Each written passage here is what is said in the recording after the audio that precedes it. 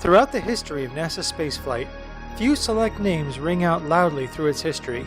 Yet interestingly, one of the most prominent and recognizable is a man who, despite having traveled to the moon and back twice, never once stepped foot upon its surface. That man was James Arthur Lovell, Jr. Born on March 25, 1928 in Cleveland, Ohio, Jim Lovell would find himself moving across 3 different states with his mother after his father died in a car accident when he was 5. Finally settling in Milwaukee, Wisconsin, Jim would spend his high school years attaining the rank of Eagle in the Boy Scouts of America, a distinction he shares with Neil Armstrong, the first man to walk upon the moon. Of course, he could not know about this at the time. All the while, Lovell had a profound interest in rocketry, building many flying models as a hobby. When the opportunity arose to join the Flying Midshipman program at the University of Wisconsin, he jumped at the chance, spending 2.5 years working toward pilot training. In the summer of 1948, the Navy began making cutbacks in the program, and fears pervaded that cadets who didn't succumb to the pressure to transfer out would not have a pilot slot available upon graduation. With this in mind, Jim decided to move further up the chain, applying to the United States Naval Academy in Annapolis, Maryland, and fortunately for him, he was accepted. Attending in the fall of that year, and completing the full 4 years, achieving a Bachelor of Science degree, and earning his commission in the U.S. Navy with the rank of ensign. From here, he went straight to flight training at Naval Air Station Pensacola. By his side the entire time was the woman he had fallen for since high school. Though she was hesitant to date him at first because of their 2-year age difference, Marilyn and Jim would become inseparable after their first date. She even transferred colleges to be near him as he attended Annapolis, and shortly after his graduation, the two were married, never to separate. After completing flight training in 1954, he would spend the following 3 years at sea, flying F-2H Banshee night fighters. Feeling the drive to go higher, farther, and faster, Lovell shifted his sights to the Naval Air Test Center, now called the U.S. Naval Test Pilot School, in 1958, graduating first in his class. Also in his class were 2 soon-to-be spaceflight veterans, Pete Conrad and Wally Schirra, and all 3 of them would receive the call to be part of 110 military test pilots selected to try out for Project Mercury. Lovell performed very well during these tests, but found himself disqualified for medical reasons, citing a high bilirubin count in his blood, a condition that was only temporary. As to this setback would be only temporary, and Lovell was determined to find his ride into space. In the meantime, he returned to the test center as both a test pilot and an instructor, and carried with him the nickname Shaky, which was given to him by Pete Conrad. Shoving it back in Conrad's face, Lovell would claim this nickname as his in-flight call sign.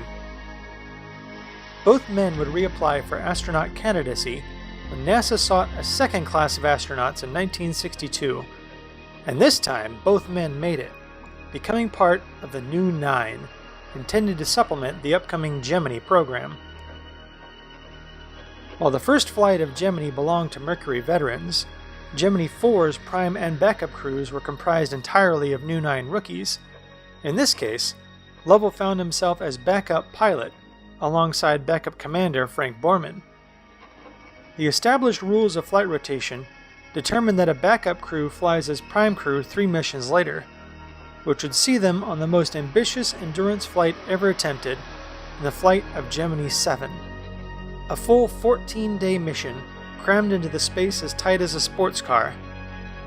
While conditions were rough in the senses, particularly the sense of smell, Borman and Lovell returned to Earth safely and in relatively good condition, setting a flight endurance record that would stand for the next 5 years. This was supposed to be Lovell's only Gemini flight, as when he was scheduled as backup command pilot of Gemini 10, flight rotation would put him beyond the final flight of Gemini 12. With the unfortunate deaths of Elliot C. and Charles Bassett, the Gemini 9 backup crew found themselves advanced to prime crew, and Gemini 10's backups pulled back 1 mission.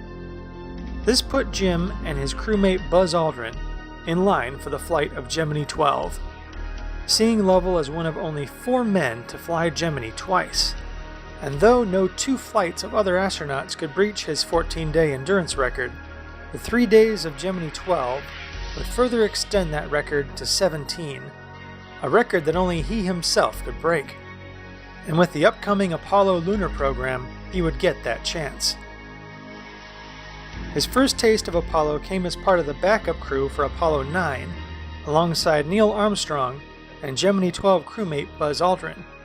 When Prime Crew Command Module pilot Michael Collins required surgery, Lovell advanced to Prime Crew in his stead, now reuniting with his Gemini 7 crewmate Frank Borman. Their planned mission was to take the lunar module on an extended high-apogee orbit test to further evaluate the vehicle and test abort procedures. When the lunar module suffered delays in development and could not be ready in time, NASA decided to swap the mission plans of Apollo 8 and 9, saving the first low Earth orbit LEM test for later, and sending Lovell, Borman, and Bill Anders all the way to the Moon without a LEM, if only to respond to the latest Russian achievement of Zond 5, an unmanned probe that had returned safely after circumnavigating the Moon. With only the Apollo command module, Apollo 8 would travel to the Moon, proving the course calculations that would make a Moon landing possible, and rather than just flying around it, they would actually lock into lunar orbit and remain there for several revolutions. Their reading from the Book of Genesis on Christmas Eve was the stuff of spaceflight legend, and their safe return would find America neck and neck in the space race, as the 2 nations made their final leaps toward the Moon.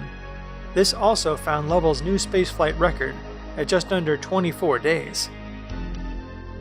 That final leap in the mission of Apollo 11 found Lovell serving as backup once again. This time, backup in the commander's seat, alongside rookie Fred Hayes and Apollo 8 crewmate Bill Anders. While the 3 men may joke about ways they could have bumped their Prime Crew counterparts in order to give themselves a historic mission, no astronaut was ever that petty in actuality. They just have the occasional twisted sense of humor. It comes with the job. But this backup role would put Lovell in prime position to return to the Moon on Apollo 14, covering that last distance from lunar orbit to its surface. A crew shuffling would impact Jim's mission schedule once again, as the selection of Alan Shepard for Apollo 13 wasn't approved by NASA management. But giving him and his crew a chance to prove themselves, the missions of Apollo 13 and 14 were swapped. Bill Anders retired by this time, finding Lovell's command module pilot seat replaced by Ken Mattingly, then once again by Jack Swigert. But every man selected for a flight is competent in their training and ability, but no amount of training and skill could have adequately prepared them for what was about to happen. A moment that would find the 3 men on the brink of death for 3 straight days, and go down as one of the greatest rescue efforts in history, and NASA's finest hour. The historic flight of Apollo 13. And as much as a triumph as the space rescue was, it also meant the unfortunate fact that none of these men would ever walk upon the Moon. One of only 3 men in history to travel to the Moon twice, Jim Lovell remains the only one of them to never walk upon it. Just before the flight of Apollo 13, Jim announced his retirement from NASA, and even though he did not accomplish his goal, he remained true to his word. Though retired from NASA, the Lovell family remained in Houston, and shortly after retiring from the Navy as well, Jim went to work at the Bay Houston Towing Company in 1973, and would become CEO of that company 2 years later, eventually working in administrative levels in 2 different telecommunications companies until 1991. Shortly afterward, Lovell joined writer Jeffrey Kluger to co-author Lost Moon, The Perilous Voyage of Apollo 13. But before the book was even completed, Lovell would receive a strange visit from film director Ron Howard, who wished to adapt his book into a movie. Lovell didn't object to the idea. In fact, his first thought was that he should be played by Kevin Costner, due to their close physical resemblance, at least in his mind anyway. The role instead went to Tom Hanks, who would spend several days with the Lovells getting to know everything there was to know about his new role, and even taking a ride with Jim in his private airplane. Jim himself even made an appearance in the remarkable film.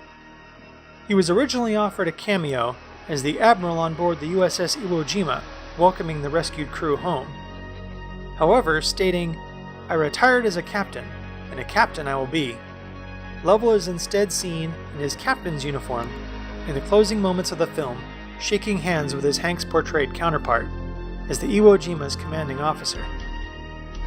In a special feature of the DVD release, both Jim and Marilyn Lovell provide an alternate commentary track through the film as they explain the events as well as their own feelings as they lived them. The two still live happily together to this day, never to be separated, and always eager to promote the future of manned spaceflight. RadiOdyssey and Cymex Media wish a happy birthday to James Arthur Lovell Jr. and wish all the best to he and his family. May they continue on to see NASA's Orion one day return to the moon.